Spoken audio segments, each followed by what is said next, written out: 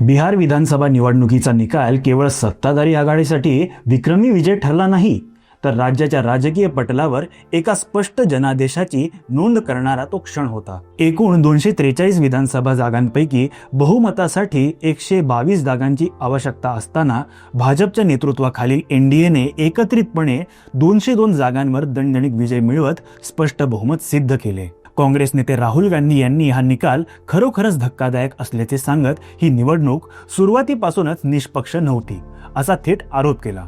तसेच काँग्रेस नेते जयराम रमेश यांनी तर पंतप्रधान, गृहमंत्री आणि निवडणूक आयोगाच्या नेतृत्वाखालील मोठ्या प्रमाणावर मतदारांची चोरी झाल्याचा आरोप करत संविधान आणि लोकशाहीचे रक्षण करण्यासाठी संघर्ष सुरू ठेवण्याची प्रतिज्ञा केली।